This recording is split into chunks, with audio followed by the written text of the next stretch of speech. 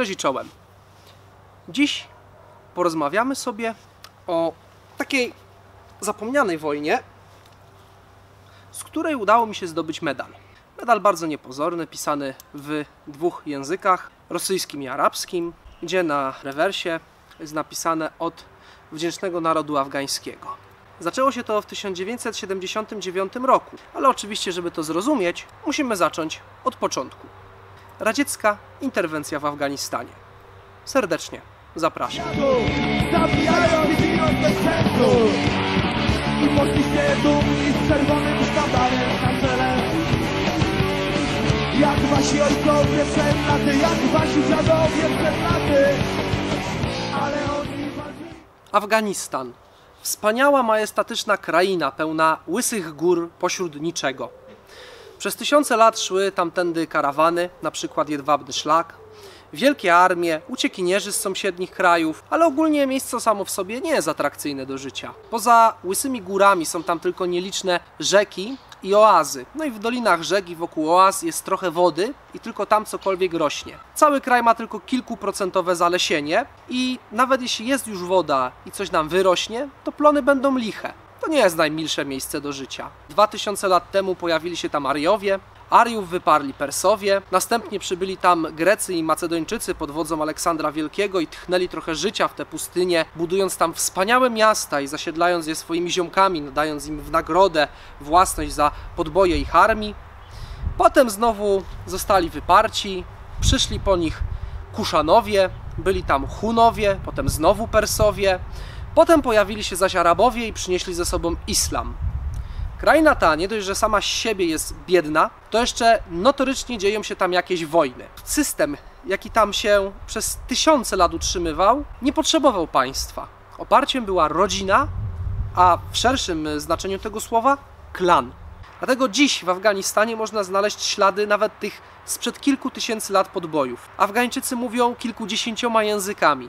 Mają około 100 grup etnicznych i tysiące klanów. W XIX wieku narodowi afgańskiemu przyszło zmierzyć się z Imperium Brytyjskim. Brytyjczykom zależało na zajęciu tej wielkiej pustki pośród gór, żeby odgrodzić się od Imperium Rosyjskiego. Bali się, że car zajmie Afganistan przed nimi i uzyska lądowe połączenie z Indiami, a to był klejnot w koronie Imperium Brytyjskiego i musieli chronić go za wszelką cenę. W 1938 roku pewni siebie Brytyjczycy wysłali ekspedycję wojskową do Afganistanu. Oczywiście zajęli kraj, wsadzili swojego na tron, ogłosili, że teraz oni tu rozdają karty, po czym niedługo później zdziesiątkowani, wymordowani przez długie muszkiety Afgańczyków oraz lokalne choroby, uciekali z powrotem do siebie. 40 lat później, w 1878 roku, spróbowali ponownie, z takim samym skutkiem. Oh shit! Oh shit! Are you ready for this? Oh shit! Brytyjczycy jednak próbowali jeszcze mieć jakąś zwierzchność na Afganistanie, ale po I wojnie światowej władca Afganistanu, ich król, zrzucił brytyjskie jarzmo. I tak sobie Afganistan, niepokojony tylko sam przez siebie i swoje problemy, dotrwał do II wojny światowej, potem został członkiem ONZ-u, no i nastał król, który postanowił zreformować kraj. I to był błąd. W latach 60. ruszyła modernizacja i laicyzacja na tak szeroką skalę, że nie spodobało się to islamistom. Okazją do pozbycia się króla reformatora była cała seria klęsk naturalnych na początku lat 70. Wojsko wywaliło monarchę i zrobili sobie republikę. Sowieci oczywiście obserwowali sytuację i już w latach 20. i 30. ostrzyli sobie zęby na Afganistan. W islamskich republikach radzieckich graniczących z Afganistanem mieli wtedy poważne problemy z buntem tzw. basmaczy, czyli też islamskich radykalistów, którym komunizm nie przypadł do gustu. Była to walka bardzo długa i krwawa, którą zakończyli dopiero w latach 30. No i wszystkich basmaczy, którym się nie podobał komunizm, albo wywieźli na Sybir, albo od razu zakopali w piaskach pustyni. Teraz zaś chcieli sięgnąć dalej, złapać Afganistan. Po co on im był? Otóż, żeby zyskać lądowe połączenie z Indiami. W Indiach do dziś, 27 lat po upadku Związku Radzieckiego, działa partia komunistyczna, która ma bardzo dużo zwolenników. Są tam dość silni, nawet rządzą w paru prowincjach. Wyobraźcie zaś sobie, co było wtedy, kiedy ten kraj chciał walczyć o wyzwolenie spod jarzma brytyjskiego i podobnie jak dziś borykał się z całym szeregiem problemów ekonomicznych i społecznych, które Moskwa z chęcią pomogłaby rozwiązać. Sowietom zależało na tym, żeby Afganistan znalazł się w ich orbicie wpływów i żeby ich pełzająca rewolucja dotarła prędzej czy później do Indii. Jednakże ze względu na Wielką Wojnę Ojczyźnianą plany musiały poczekać i tak się odwlekły, aż Rosjanie przypomnieli sobie o nich o wiele, wiele później, właśnie po obaleniu króla i stworzeniu republiki. Prezydentem Afganistanu został wtedy Muhammad Daud Khan, który próbował balansować między USA i Związkiem Radzieckim.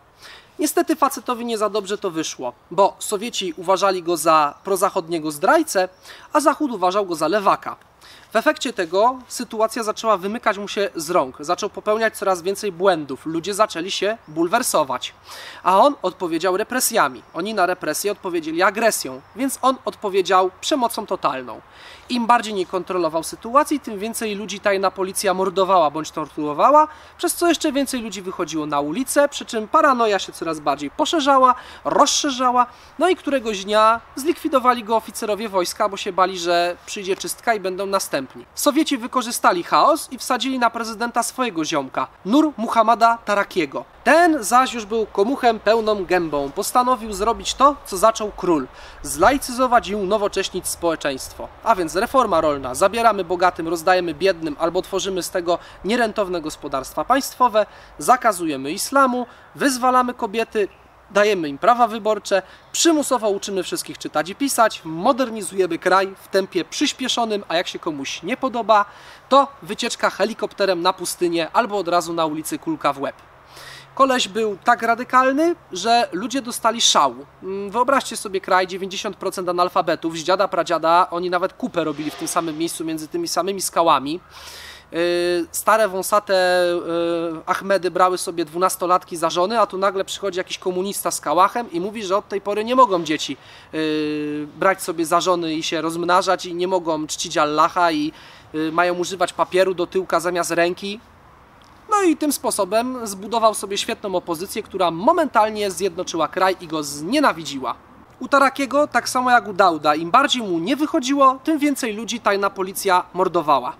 Powodowało to, że w 1979 roku wybuchło powstanie i wojna domowa zaczęła toczyć coraz większe obszary kraju. Nawet udało się Tarakiemu wezwać na pomoc Rosjan, którzy użyczyli mu trochę swoich samolotów, które zbombardowały miasto Herat w zachodnim Afganistanie. Zabił kilkadziesiąt tysięcy ludzi tym, spowodowało to, że powstanie już obejmowało cały Afganistan i w końcu ludzie z jego otoczenia doszli do wniosku, że lepiej będzie zawczasu zabić Tarakiego i na trupa zwalić winę za wszystkie niepowodzenia i próbować się zarówno z ludźmi, jak i z potężnym czerwonym sąsiadem ułożyć od nowa. Tak oto w miejsce Tarakiego trafił Hafizullah Amin. Próbował on unormować sytuację, ale Moskwa uznała, że teraz już za późno na wycofanie się z drogi walki o postęp i pokój do ostatniego żołnierza i zaczęła planować już własną interwencję oraz własny scenariusz polityczny dla Afganistanu.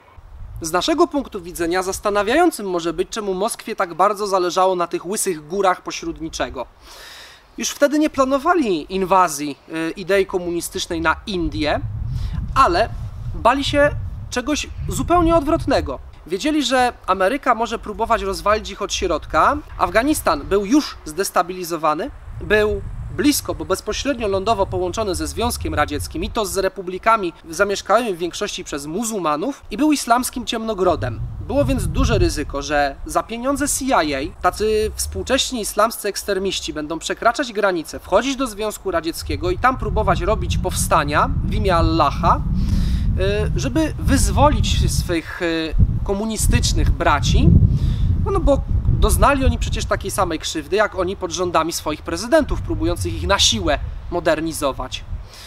A taki fanatyzm mógłby uszkodzić Związek Radziecki od środka. Nam dziś się to wydaje bzdurne, ale przypomnijmy sobie, Amerykanie weszli do Wietnamu, bo wierzyli, że Związek Radziecki ma taktykę wprowadzenia komunizmu do wszystkich krajów trzeciego świata po to, żeby uzyskać przewagę na kuli ziemskiej i żeby kraje demokratyczne były w mniejszości względem komunistycznych.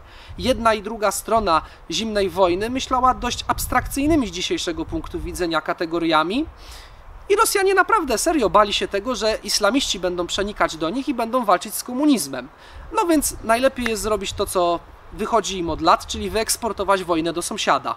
W nocy z 24 na 25 grudnia 1979 roku rozpoczęła się operacja Sztorm 333. Na lotniskach w Kabulu oraz innych miejscach w Afganistanie wylądowały potężne samoloty radzieckiego WDW. Spadochroniarze wcześniej zajęli i zabezpieczyli obiekty, żeby nikt nie przeszkadzał w wyładunku pojazdów i sprzętu. W tym samym czasie granicę między Związkiem Radzieckim a Afganistanem przekroczyła specjalnie na tę okazję sformowana 40. Armia. Miała ona za zadanie jak najszybciej przejechać wszystkimi drogami otaczającymi niczym obwodnica Afganistan, przejąć kraj i zablokować możliwości ucieczki za granicę wszystkim, których chcieliby Sowieci pochwycić. Plan zakładał eksterminację prezydenta. Amin był w pałacu i nie zamierzał się poddać, dlatego komandosi KGB zlikwidowali go razem z całą świtą, rodziną i tak dalej. Oczywiście już następnym samolotem przywieźli nowego prezydenta, Barbakiego Karmala, który zresztą był agentem KGB i który przywiózł podpisany już w Moskwie, choć tytułowany, że w Kabulu, dokument proszący Związek Radziecki o natychmiastową interwencję w tym dramatycznym dla narodu afgańskiego momencie. I właśnie żołnierze Armii Czerwonej za tamtą akcję, za interwencję w Afganistanie dostawali ten malutki, śliczniutki medalik, który pokazałem wam na początku filmu. Zajęcie całości terytorium Afganistanu siłami wyznaczonymi do tej operacji okazało się nierealne. Ponadto w trakcie akcji pojawił się poważny problem. Rekruci z republik azjatyckich Związku Radzieckiego, którzy wyznawali islam, potrafili z bronią w ręku zdezerterować na stronę wroga. Dlatego oddziały niepewne wycofano jak najszybciej na tyły, a na gwałt zaczęto ściągać rekrutów z europejskiego obszaru Związku Radzieckiego. Dlatego właśnie w tej wojnie przede wszystkim po stronie Związku Radzieckiego walczyli Ukraińcy, Białorusini, Rosjanie i mieszkańcy krajów bałtyckich. Oni to zostali rzuceni w te niegościnne góry z zadaniem walki z miejscowymi. I jeśli wydaje wam się, że problemem jest, iż nie rozumieli mowy miejscowych ani obyczajów i że jedni drugich notorycznie obrażali, prowokowali, to nie jest to przypadek. To było celowe działanie, właśnie obawiając się jakiegokolwiek bratania i dawania przyzwolenia na, w mniemaniu komunistów, dzikie lokalne zwyczaje, utrudniałoby to przeprowadzenie operacji. Żołnierz Armii Czerwonej miał być z innego kręgu kulturowego, z innego wyznania, innej religii i miał się brzydzić miejscowymi. On miał wszak ich cywilizować, a nie się z nimi bratać i próbować ich zrozumieć. Jednakże nawet z tą potężną przewagą technologiczną i tym mieszaniem kulturowym absolutnie nie było to realne. W szczytowym momencie, kiedy Sowieci mieli w Afganistanie około 120 000 ludzi, nie kontrolowali więcej jak 20 raptem procent terytorium, 1/5 kraju. I to tylko wzdłuż Highway 1, czyli tej autostrady, która otacza cały Afganistan jako obwodnica, największe miasta, trochę lotnisk, skrzyżowań i drogi ku granicy.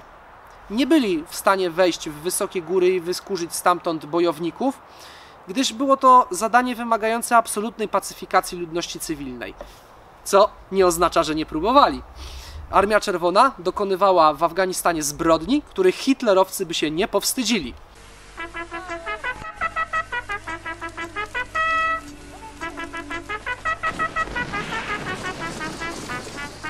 Efektem tej wojny totalnej, która trwała aż do połowy lat 80., jest między 1,5 a 2 miliony zabitych Afgańczyków, w przytłaczającej większości cywili, i między 2 a 4 miliony kalek, od takich, którym urwało ręce i nogi, po ludzi, którzy w wyniku przeżycia ostrzału artyleryjskiego i śmierci całej rodziny w swojej wiosce stali się chorzy psychicznie.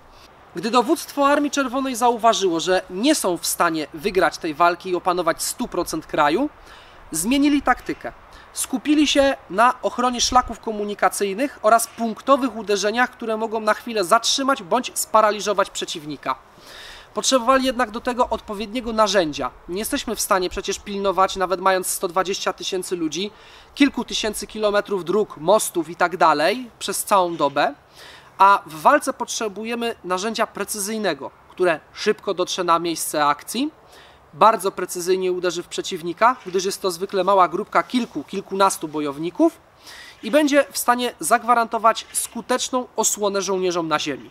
Idealną odpowiedzią były śmigłowce. Tam też zaczęła się genialna kariera śmigłowca Mi-24, kod NATO Hind, o których zresztą mudżahedini mówili, że nie boją się Rosjan, boją się ich śmigłowców. Ten cholerny czołg, wyposażony w zasobniki z rakietami i działka automatyczne, był niewrażliwy na ostrzał z broni małokalibrowej z ziemi. Był tak opancerzony, że mogliście sobie nawet z 12,7 mm pakować w niego do woli. Jak nie mieliście niewątpliwego szczęścia trafić akurat jednym pociskiem w kluczowe miejsce, nic mu nie zrobiliście. Takie bydlaki latające zwykle w parach całkowicie paraliżowały działalność wzdłuż dróg i dlatego Sowieci ograniczyli się do pilnowania swoich szlaków komunikacyjnych. A czemu one były dla nich tak ważne? Ponieważ rozpoczął się wielki rabunek. Może i Afganistan pozornie jest pustynią, ale pod jej piaskami znajdują się różne zasoby. Może nie ropa, o czym wszyscy myślimy, kiedy jest hasło wojna i kraje arabskie, ale są tam przede wszystkim metale rzadkie, gaz i inne zasoby, które Związek Radziecki bardzo chciał mieć. Dlatego rozpoczęli gospodarkę rabunkową, nawet wywozili drzewo, chociaż jak już powiedziałem, zalesienie Afganistanu to raptem parę procent i tam wycięcie jednego drzewa to jak u nas wycięcie całego lasu. Ale co nie było przymocowane zbyt mocno do gruntu, to pojechało na radzieckich ciężarówkach do ZSRR. Dlatego osłaniali przede wszystkim drogi i starali się uderzać punktowo. I może jeszcze ta wojna by długo trwała, gdyby nie inicjatywa CIA. Udało im się przekonać Kongres amerykański, między innymi lobbował za tym Zbigniew Brzeziński, doradca najpierw Jimmy'ego Cartera, a potem innych prezydentów, że trzeba zrobić dla ruskich Afganistan tym, czym Ruscy dla Amerykanów zrobili Wietnam. Piekłem, w którym będą topić masę pieniędzy, z którego nie będą mogli szybko się wycofać, by nie ryzykować, że konflikt przeniesie się na ich teren, a jednocześnie zadać im dotkliwe straty w ludziach i sprzęcie. Trzeba jednak najpierw było jakoś poradzić sobie z małym helikopterowym problemem. Najpierw CIA za dolary kupowała nielegalnie wyrzutnie rakiet Strjela S-2, o których opowiadam w innym odcinku na moim kanale. I między innymi gros tych wyrzutni kupowano w Polsce. Tak, PRL handlował, sprzedawał poprzez bodajże Czechosłowację, a potem Izrael do Ameryki, która wysyłała do Afganistanu te wyrzutnie. Jednakże wywiad radziecki poinformował nasz wywiad, że Amerykanie kupują tak naprawdę od nas te wyrzutnie i fabryka, jak dobrze pamiętam, chyba Mesko to produkowało, zaczęła na masową skalę uszkadzać wyrzutnie rakiet. No i potem miejscowi bojownicy mudżahedini się dziwili, czemu te rakiety albo wybuchają w powietrzu, albo nie wybuchają wcale, albo wybuchają po naciśnięciu spustu razem z bojownikiem, który ma z niej strzelić. Jednak CIA się połapało, co jest na rzeczy i lobbowali za tym, żeby dać Afgańcom najnowocześniejszy sprzęt, żeby dać im broń, która Sowietów zaskoczy. Wyrzutnie rakiet przeciwlotniczych Stinger. Skrzyneczki z nowymi Stingerami pojechały do Afganistanu i radzieckie śmigłowce zaczęły spadać niczym liście z drzew. Sowieci mieli w ogóle problem połapać się, co się dzieje, ponieważ te rakiety zwykle jednym najdalej drugim strzałem zdejmowały każdą jedną maszynę, totalnie paraliżując na okres paru miesięcy do zmiany taktyki i zabezpieczenia baz, przesunięcia posterunków dalej, całkowicie paraliżowały działania lotnicze. I wtedy, kiedy Rosjanie połapali się, że do gry weszła poważna kasa i poważne wsparcie CIA, w tym sprzętowe, że tej wojny już nie wygrają i trzeba zacząć powoli wycofywać się z tego bagna. Wtedy to też Armia Czerwona utraciła pełną swobodę operacyjną, a Afgańczycy dosłownie poczuli krew, zobaczyli, że mogą znienawidzonego wroga pokonać. Dlatego od 1986 do 1989 roku nastąpił etap wycofywania kolejnych jednostek Armii Czerwonej i redukcji kontyngentu w Afganistanie. Miejscowi bojownicy oczywiście aktywnie próbowali przeciwdziałać temu i dążyli do zabicia bądź zranienia jak największej ilości żołnierzy wroga. Rosjanie musieli wielokrotnie wykorzystywać potężne wsparcie lotnicze i artyleryjskie, żeby wyrąbać sobie korytarz do granicy ze Związkiem Radzieckim i bezpiecznie się ewakuować z głębi kraju. Chaos polityczny się pogłębiał. CIA w obozach w Pakistanie za ciężkie pieniądze szkoliła kolejnych bojowników i przerzucała kolejne wyrzutnie rakiet. W 1989 roku ostatni żołnierz Armii Czerwonej przekroczył most przyjaźni na granicy między Afganistanem a Związkiem Radzieckim. Parę miesięcy później Związek Radziecki przeszedł do historii. Dekada obecności militarnej Związku Radzieckiego w Afganistanie kosztowała Związek Radziecki 100 miliardów obecnych dolarów. Całkiem sporo się wydaje, ale weźmy pod uwagę, że w przeliczeniu na ruble i tamte czasy Nigdy nie przekroczyło to 3% wydatków rocznie na Armię Czerwoną jako całość. Jeśli chodzi zaś o ilość wojska i sprzętu, też nigdy nie było więcej niż 3% całości Armii Czerwonej w Afganistanie. Także to były grosze. Tak naprawdę oni traktowali Afganistan bardziej jak poligon, na którym uczą swoich żołnierzy rządzić, dowódców dowodzić, a nowe rodzaje pojazdów, samolotów itd. testują, niż prawdziwą wojnę, na której można się wywrócić. Tu nie zadziałał tak naprawdę efekt ekonomiczny, tylko potężny wstrząs psychologiczny. Jak już powiedziałem wcześniej, arabskojęzycznych żołnierzy z Azji Środkowej wycofywano, bo bano się, że przejdą na stronę wroga. Wysyłano przede wszystkim białych, Ukraińców, Białorusinów, Rosjan i Bałtów.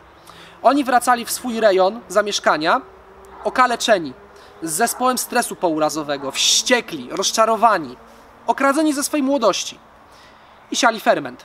I ludzie mieli wyobrażenie o tym, że ta wojna to jest jakiś straszny dramat, gdzie dostajemy makabrycznie w dupę, gdzie nic nam się nie udało osiągnąć, gdzie przegrywamy, że w ogóle po co naszych chłopaków tam wysyłamy, żeby ginęli. A że ekonomicznie Związek Radziecki, czy z tą wojną, czy bez niej, i tak by się zapadł, bo już stał bardzo licho.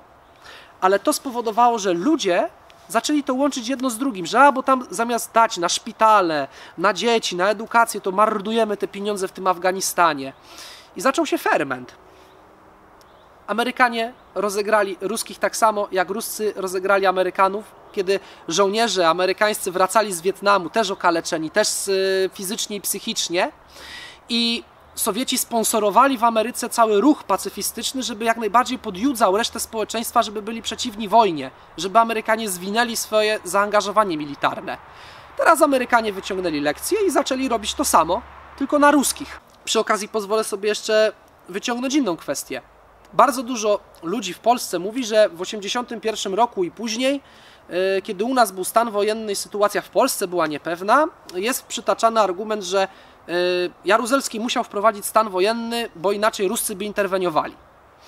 Nad tym nie będziemy się w tym filmiku zastanawiać, ale chciałbym tylko jeden z argumentów tej dyskusji poruszyć, gdzie ludzie mówią, że Armia Czerwona by nie weszła, bo już była zaangażowana w Afganistanie.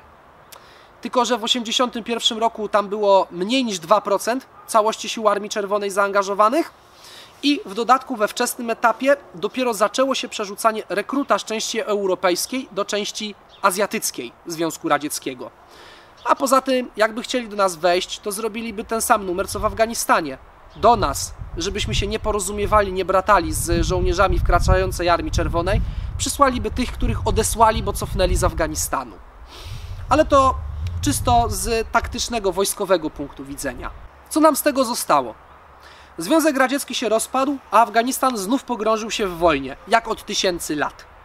Po 2001 roku, kiedy zaatakowano Amerykę, samoloty rozbiły się o Pentagon i World Trade Center, USA wysłało tam swoje wojska razem z resztą NATO. I znów mogliśmy się przekonać, że Afganistan jest cmentarzem imperiów i zasłużył sobie na tę nazwę. Amerykanie na początku lat 2000 próbowali wygrać tę wojnę w jedyny możliwy sposób. Rozpoznać wszystkie grupy kulturowe, językowe i etniczne, posegregować je, dogadać się z co najmniej 1/3, im dawać kasę, budować szkoły, pomagać i dbać o to, żeby oni pilnowali pozostałych. Bo jedyna metoda na wygranie wojny domowej to jest wygranie ją rękoma miejscowych, a nie jako interwent. Jednakże pod koniec dekady obcięto kasę na to, gdyż szły na to kosmiczne pieniądze, a efekty nie były tak zadowalające.